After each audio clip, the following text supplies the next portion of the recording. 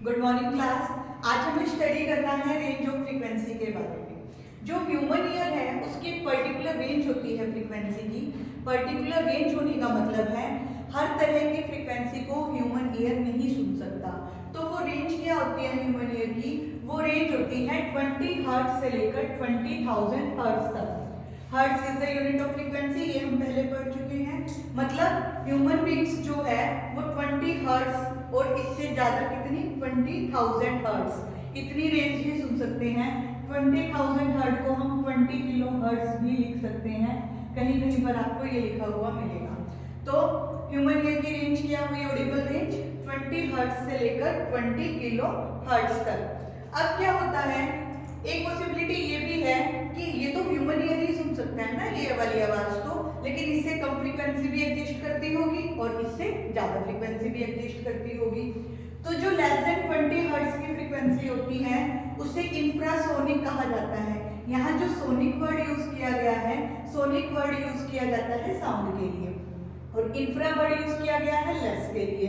तो ऐसी frequency range जो लेस देन 20 हर्ट्ज होती है उस फ्रीक्वेंसी रेंज को कहा जाता है इंफ्रासोनिक। फिर हम बात करते हैं अल्ट्रासोनिक की। अल्ट्रा वर्ड यहाँ लिया गया है मोर के लिए। मोर का मीन्स ज्यादा। किससे ज्यादा? 20,000 हर्ट्ज से ज्यादा। तो जो फ्रीक्वेंसी रेंज 20,000 हर्ट्ज से ज्यादा होती है उस फ्रीक्वेंसी रेंज को क्या कहा जाता है?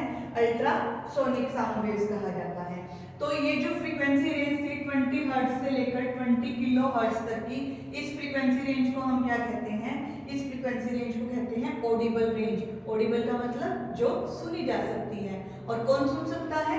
Human ear. ये पर्टिकुलर किसके लिए बताई गई है?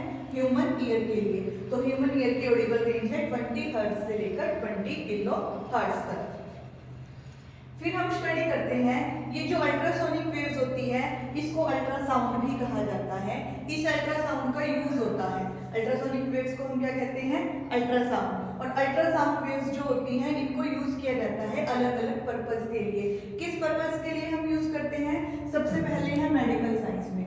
मेडिकल साइंस में इसका यूज किया जाता है। मेडिकल साइंस में क्या यूज होता है अल्ट्रासाउंड का?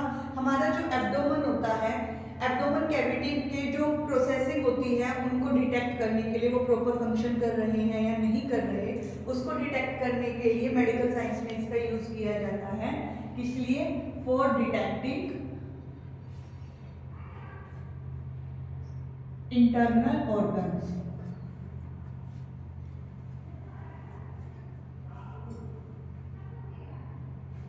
तो इंटरनल ऑर्गन्स को डिटेक्ट करने के लिए किसका यूज किया जाता है मेडिकल साइंस में? मेडिकल साइंस में यूज किया जाता है अल्ट्रासाउंड का। दूसरा यूज होता है सोनार का। सोनार एक प्रोसेस होता है जिसका यूज किया जाता है सी लेवल पे यूज करते हैं जनरली, सी की डेप्थ पता करने के लिए या ये पता करने के लिए कि कोई हार्ड रॉक वहाँ प्रेजेंट है या नहीं है, वो हम डिटेल में अभी स्टडी करेंगे। और तीसरा यूज इसका होता है सोनोग्राफी में। सोनोग्राफी क्या होता है? जब कोई वुमेन प्रेग्नेंट होती है तो उस टाइम पर उसके जो अनबॉर्न बेबी है उसकी डेवलपमेंट चेक करने के लिए एक प्रोसीजर किया जाता है, वो भी अल्ट्रासाउंड की हेल्प से किया जाता है। और उस प्रोसेस को क्या कहा जाता है? सोनोग्राफी कहा जाता है। तो अब हम डिटेल में स्टडी करते हैं सोनार के बारे में। सोनार क्या होता है? सोनार इसकी फुल फॉर्म क्या होती है? Sound navigation and ranging. यहाँ पर क्या किया जाता है? सोनार में अल्ट्रासोनिक वेव्स का मतलब कि अल्ट्रासाउंड का यूज किया जाता है। जैसे कि आप इस डायग्राम में देख सकते हैं। यहाँ डायग्राम में आपको क्या दिखाया गया है? ये आपको कोई भी वाटर बॉडी दिखाई गई है। यहाँ पर एक शिप है और उस शिप पर एक ट्रांसमीटर लगाया गया है। ट्रांसमीटर का काम क्या होता है? अल्ट्रासाउंड को रिलीज करने का, एमिट करने का, ट्रांसमिट करने का।